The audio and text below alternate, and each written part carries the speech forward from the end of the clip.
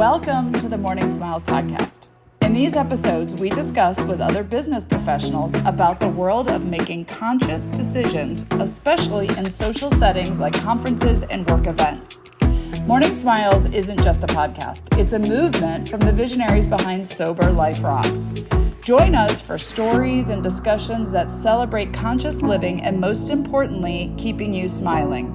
Whether you're on your commute to or from work or just seeking some inspiration, we're here to make sure that you have a bright part of your day.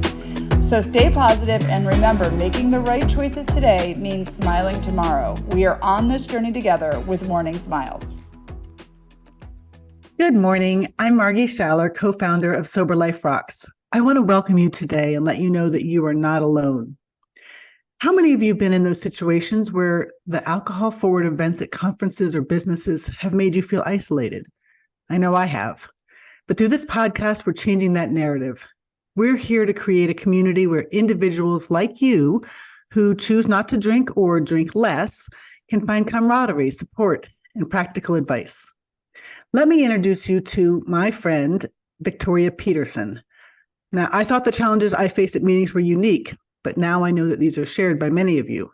So let's get the conversation started. Welcome, Victoria. Thank you, Margie. It is a pleasure being here with you today. Well, I have to admit, I'm a little bit fangirling because I have always looked up to you and thought that you were just somebody I wanted to get to know better. So maybe start with sharing with me and everybody else a little bit about who you are and your professional journey.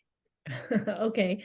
Well, we'll start with where I am today because, like everyone, our lives are an evolution. So today I'm known primarily in dentistry as the CEO and co-founder of an organization called Productive Dentist Academy. And my partner, Dr. Bruce Baird, and I founded that in 2004. And the interesting thing was, I thought I was retired when we founded this.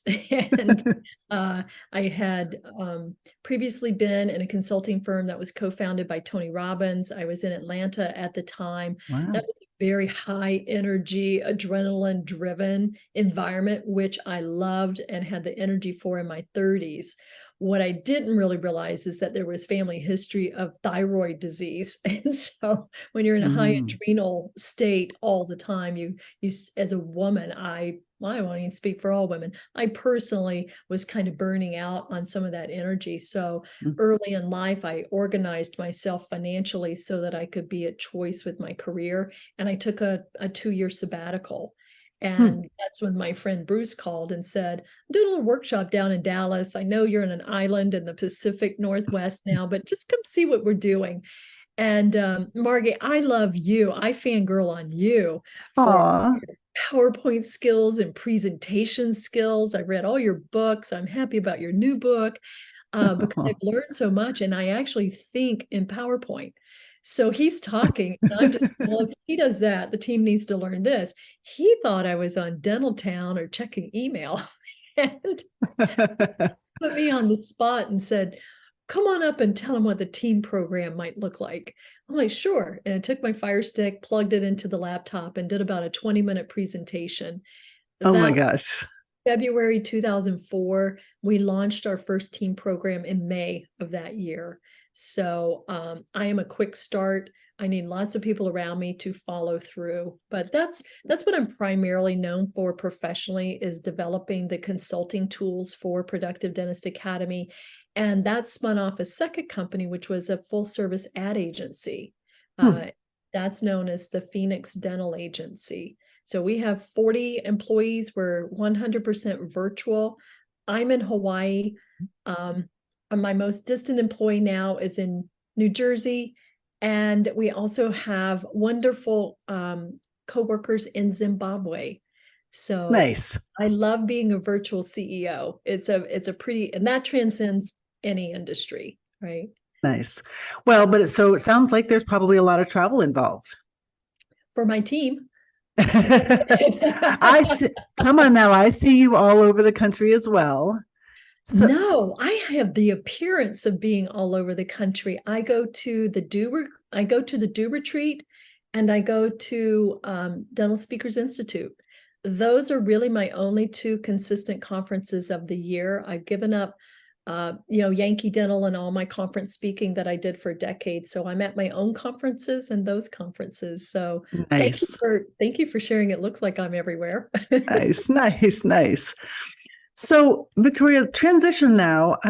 This podcast about Morning Smiles is about our journey as professionals as it regards to our relationship with alcohol and really the alcohol forward culture that we find in many of these professional events. But take me back. Can you share with me sort of your upbringing and the alcohol relationship that you had with your family and yourself? Absolutely. And you know what? It ties into that question you ask, like, what is your travel schedule and are you at conferences? Alcohol is one of the primary reasons that I took myself out of the circuit, that I don't travel as much, because alcohol is not only, there's addiction on both sides of the family. I began drinking to suppress trauma when I was 10 years old. And I started smoking when I was 10. I started drinking when I was 11. I started smoking pot when I was 13, and it was the 70s. So you got to put this in context. Sister, it was part of the groovy times, And so there's no judgment here. I was 8 when I had my first drink, and I was 10 when I had my first cigarette. So I'm totally down with that. Man, we would have been best friends in elementary school. And my dad actually built me a playhouse. Like, we had a clubhouse that we could go and do these hidden things. And back in the 70s, your parents just kind of left you alone, like, get outside, because they were doing their own things, right? So part of it was cultural, part of it was genetic, part of it is just America. And what I found was not only, like, more and more the conferences, if you've ever been a conference speaker, it requires such mental focus and such situational awareness. And I'm very empathic, so I feel energy. And I didn't know that at the time either. But going into hundreds or thousands of people and picking up the energy, and the decision fatigue is so real. So one moment you're preparing to go on stage, and then I'm gonna shout out to Vanessa Emerson. She and I had this experience. She's like, okay, you're the closing keynoter. And I said, absolutely. She goes, you remember the speaker before you is going to take us down kind of a dark path emotionally. And I said, yep, got it. And she goes, that's why there's tissues on the tables. And I was like, yep, got it. And she goes, the room is dark. And I said, sure, I've got it. What do you, and she said, what's your opening line? And I went, oh, so I'm literally getting mic'd. I'm about to go on stage, and it was a very serious topic. And I was going to crack a joke as like my first line. And I was like, oh, didn't think that through, didn't think that. So that's what I mean by the mental fatigue. You're shuffling in high situational awareness, right? And so as I literally was taking the 25 steps to the stage, I'm rewriting my opening in my mind and taking a quiet, dark room gently into a brighter space where the comedy could be appreciated, and then probably really appreciated. For me, that burns more glucose. Like, your brain burns 40% more glucose than other muscles in your body. So I'm an intense thinker. Okay. And so when we get off stage, the adrenaline drops, and the quickest fuel, is a gin and tonic. Yeah. Or a martini. If it's not too bad, it's a glass of wine. But so I was using it as that pick me up, because right after that is the meet and greet. It's the meet and greet. You have to smile and answer questions and be lovely. And it was really hard. So with the history, with no really good counseling, or the coaching, counseling, and mental health tools available today, I'm so appreciative of, because they simply weren't there for most of my career. Yeah. Well, take me back to earlier in your career, before you were on the stage. Many of our listeners don't have the same privileges we do of being able to speak on the stage. So talk to me about just what it was like for you early in your career, like going to business events and how that whole scene was for you and how you navigated that. Well, early in my career, I was a working mom.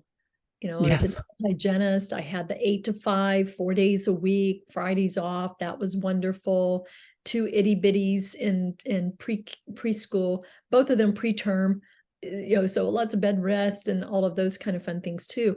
And gosh, conferences for me were a way to escape. Like no husband, no kids, nobody to feed, nobody saying mommy, mommy, mommy.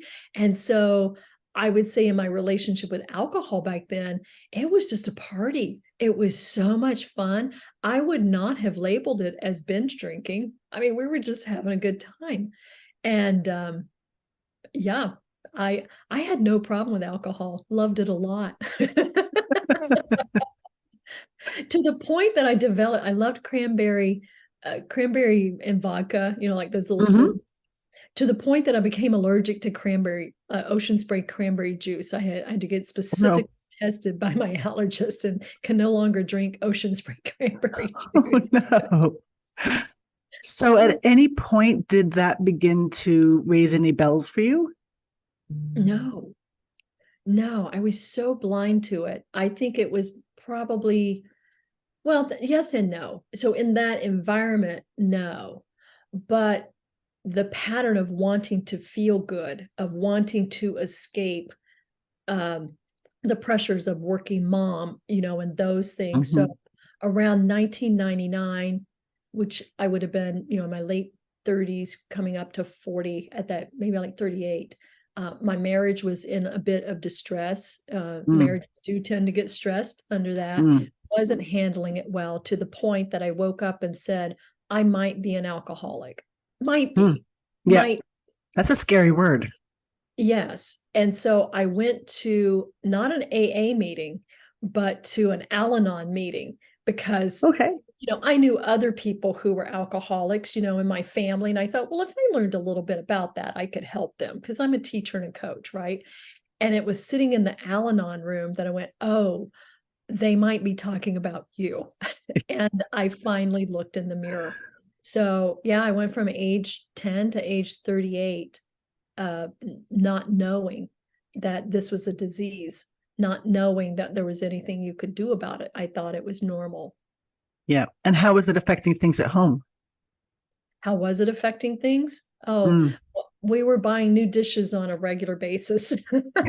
I was nicknamed Mount St. Vicky, because the mood swings, were the biggest part of it, was the mood swings. And so, I got into AA and was sober and clean and dry for 2 years.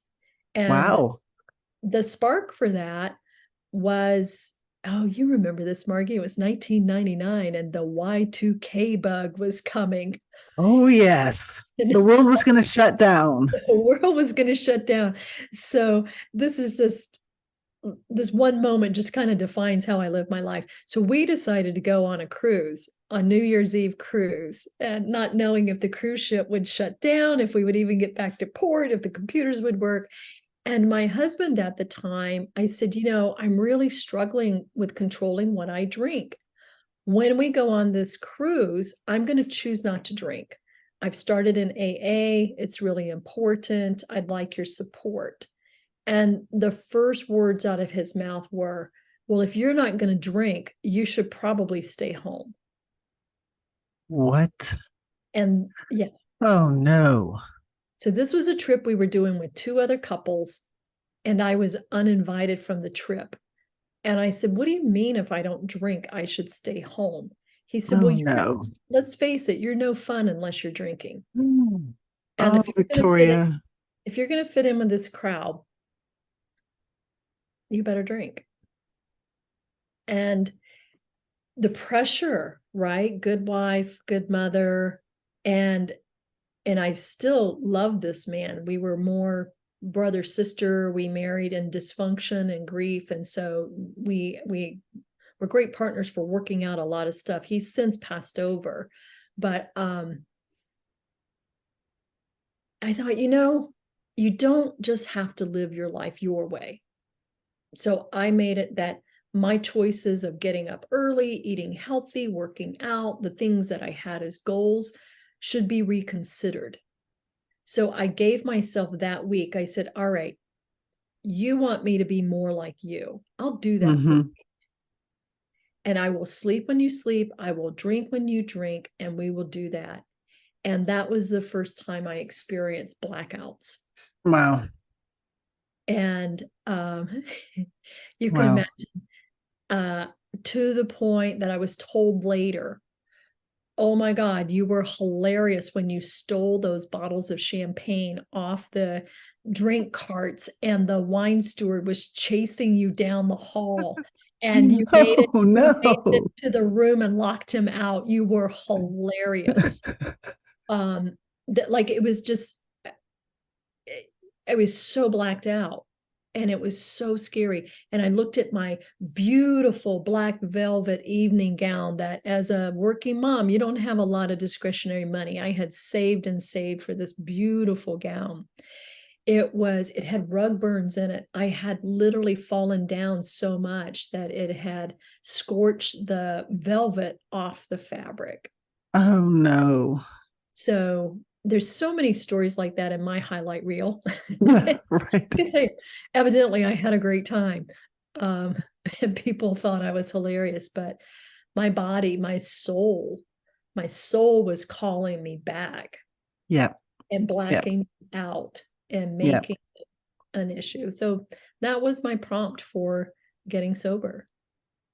Wow. Well, thank you for sharing that. Yes. Any of us who have drank too much have stories similar. But now move us into life after those types of stories. Yeah. Life after is still a balance. I would say I love your definition: sober-ish, sober dry, sober committed, sober wingman. I'm definitely a wingman. I am for everybody having all their choices.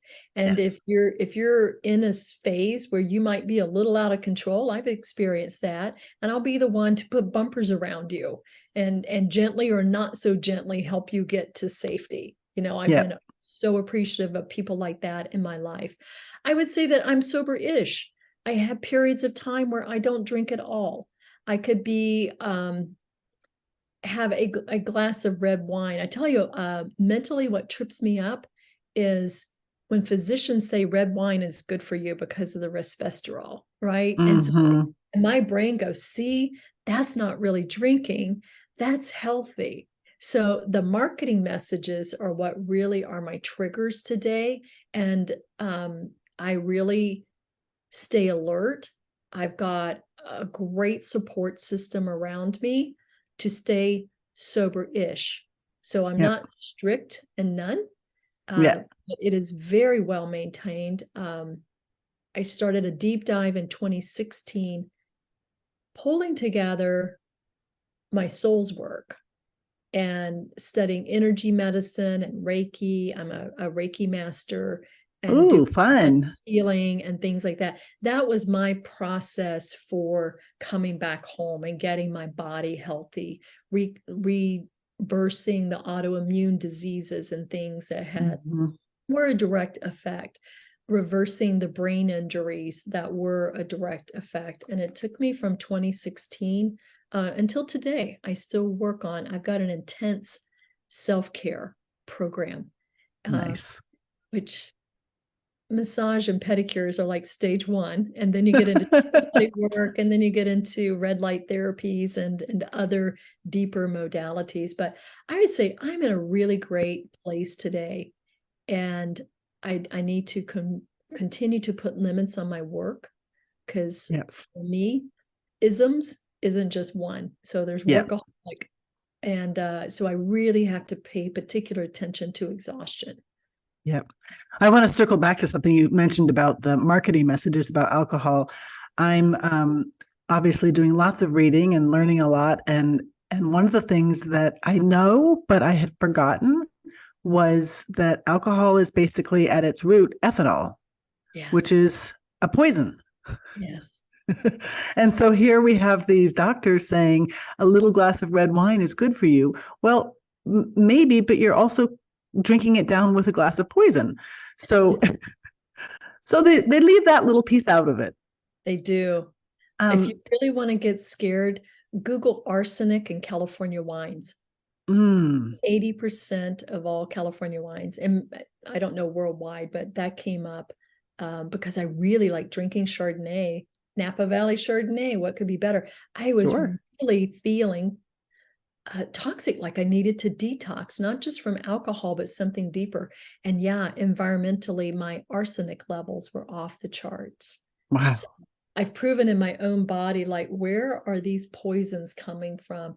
And glyphosate. So most of the vineyards are not organic, so they're spraying them with Roundup. So it really is a vehicle for a lot of environmental toxins to come in because it becomes such a daily routine. Yep. Yeah. And I know for me, the physical feeling was one thing, but it was also for me that sort of dark cloud that always was with me that I wasn't aware of, but the more the dark cloud was there, the more I needed that next drink to pick me back up again. And especially at professional events. So I call myself an extroverted introvert. Yes. Which means I love being around people. I love having these conversations. But in those big group environments, I get exhausted. And the only way to overcome that aspect of it was by the social lubricant. Yeah. Right? That I could suddenly not be anxious about how I was coming across or worried about the fact that I didn't know people or, I just came in life at the party. But as soon as that buzz wore off, that cloud was back over me. And for me, not drinking now, I don't feel that anymore. I feel the anxiety, don't get me wrong, but I definitely feel like that dark, just heaviness has been lifted. So that kind of brings me to my next question, which is if you identify it as I do, and many people I think do, as sort of that extroverted introvert, especially at these professional events, how do you now navigate those in a way that feels comfortable to you, that feels authentic to you, that allows you to be your full Victoria-ness? Oh, I actually have a strategy. Good. I have mapped it out and timelined it. So I will typically, if I'm in the audience, I will typically, unless the speaker is like incredibly engaging, and many speakers are, but typically when you round out the day, there's the announcements or prizes or things like that. I typically sit towards the back of a room and I leave before the speaker ends, just before, if I can, or if not, when the applause is going, I am already packed up and I'm out of there. I head straight to my room. I don't allow myself to go anywhere else. I do my mineral packets. So for me, typically when I'm craving alcohol, there is a need for sugar, salt, potassium, magnesium, some things like that. So I've got that at the ready. So the fuel aspect of it is there. And I lay down with my feet up on the bed. So I lay down and get my head below my heart, or do some downward dog, do a little bit of yoga, because inverting your head below your heart actually relaxes and calms your brain and helps with anxiety. So that's my quickest anxiety relief, is to do some downward dogs and just sit quietly, meditate, bring kind of decompress all that energy that I've been picking up from the room. It takes maybe 15 minutes. It's not that. And if I get a half an hour, even better. Then I go back downstairs and re-engage. And I have a list of people that I intentionally connect with. So there's the meeting planner, there's the speaker, there's 3 people that I've wanted to network with that were really important. So I'm prepared at conferences, like, who is here that I want to network with. So I really use conferences as networking opportunities. So maybe that's why you feel everywhere and people see me. So I may only have 5 or 6 conversations in that networking, and then you will find me in a corner with one close friend or by myself. And Ann Duffy knows this about me. She's like, "Where's Victoria? Where's Victoria?" The first do retreat. And she finds me, she goes, "What are you doing in the corner?" I was like, "Oh, I'm always in the corner. This is my happy place." And she's like, "That can't be true. You're an extrovert." And I go, "Yeah, in my." So now she just goes, "Okay, I'm searching the corners. Where's Victoria?" She knows. Oh, that's cute. So yeah, I take care of me first. And if that means missing a little bit of content, that's okay. If it means arriving 30 minutes after the party starts, that's fantastic. That way everybody's got their drinks and there's no long lines, and I can quietly, secretly get a tonic and lime. Because I don't know, does this happen to you? You order a tonic and lime and the person next to you goes, "She means gin, make it a double." And you're like, "No, I really." And sometimes It I'm actually does. for it, because the bartender hears, "Oh, change that order." And you're thinking it's dry, and it's not. And for me, if I'm in a no drinking zone, if one sip comes across my lips, it blows that all together. Yep. It doesn't take a Yep. lot to light that fuel. Yeah. What is that people do that? It's frustrating. And, the shaming, it's Oh not yeah. okay. It's not okay. I have many experiences where somebody will be saying to a group of people standing around, "Hey, I'm going to the bar. Can I get you a drink?" And my go-to, club soda and a lime. Yeah. And I'll get the, "Is that all?" I'm with you. Yeah. Yeah. Yeah. Hey, Yeah. Victoria. Then you come up with the lies. "Oh, we're going out to dinner later and I'm, need to, and I'm like, Yeah. wait, I'm lying about this person who doesn't understand. Like, this is nuts." Do you go to those big group dinners? I only when I have to. Yeah, only when I have to. And even with my own team, like Margie, I host conferences. We've gone from one small workshop to hosting 3 full workshops with 300 people and this expectation of VIP dinners. And my team knows, like I'll say, "No, I'm not going, I'm not going, I'm not going. Bruce will handle it. Reagan can go in my place." They know I will say no up until the hour before I go. And they always save me a place because they know I change my mind, but I am such a reluctant dinner guest. It's exhausting. Well, I am as well, partially because, and so I've read this trick recently, partially because everybody is wanting those drinks. And so the waiter goes around and orders 25 different drinks. That takes 15 minutes. Then it takes another half hour for those drinks to come back. And then it's another 15 minutes of going around taking the order. So by the time that you actually get your food, you're an hour in. Yeah. And I'm desperate. So I learned a trick and I always do pack snacks for myself for my room, but to actually have those snacks before you go to dinner so that you can tolerate the hour before everybody actually gets their food. And I thought, well, that's a good little tip. I definitely eat before dinner because of all my food allergies and the wait time. Yeah. The other tip is that I learned, and I've done this my entire sobriety, is to always have an exit strategy. And that means if there's a group bus that takes people somewhere, now, of course, we have Uber. Yeah. Absolutely. I have no problem just exiting without having to tell everybody I'm leaving and just heading on back so that I don't feel like I'm captive. Yeah. Until those moments. Yeah. I learned something. One of my greatest mentors said, "If people are not asking a question, you have no obligation for response." Right. And it has served me in this environment as well. No one asks if I'm leaving, not leaving. I have no curfew here. So I do. I get up and I leave, and people go, "Hey, where'd you go? You disappeared." I'm like, "Did I?" And they go, "Oh," and they start talking about something else. Well, not that interested in me. I mean, in the scheme of your own life, right? Right. We were talking also about having those strategies for going to the networking and having those 3 people you wanted to talk to. I always feel very awkward, even in just knowing how to start conversations with people that I don't know well. And there was a book that I read years ago, and it talked about planning in advance, and I do this now for every conference I go to, even dinner events, parties, whatnot, to have 3 things that you wish that you had the answer to, Oh, and 3 things in your life that you think other people might be interested in. nice. So 3 things that you wish that you knew. I wish if I was going to like a holiday party here in my neighborhood, I wish that I knew the name of a really good gardener. Oh, yeah. And I wish that I had the name of or I wish I had a really good recipe for lemon squares. Oh, So professionally, it might be, I wish that I knew somebody who had a great VA. So those types of things.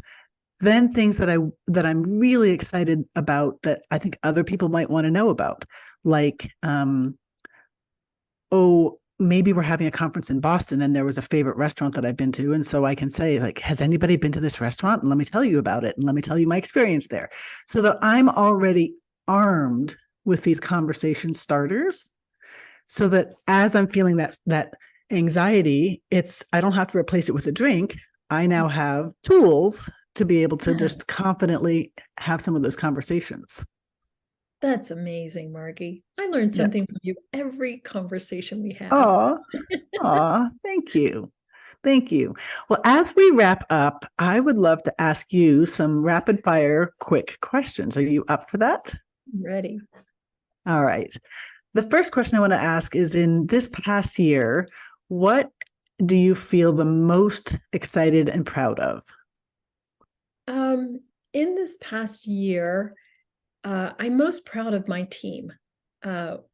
Coming out of, if you're not in dentistry or healthcare, we really were shut down completely. And so pandemic recovery is for consulting firms and educators has been years, not months. And so this was our growth year. 25% of our team members have joined our team this year. And Wow. they're onboarding with such talent. And it's allowed us to create an entirely new company. So we've birthed a whole new company this year. And Nice. took a lot of coordination and a lot of extraordinary effort by our team.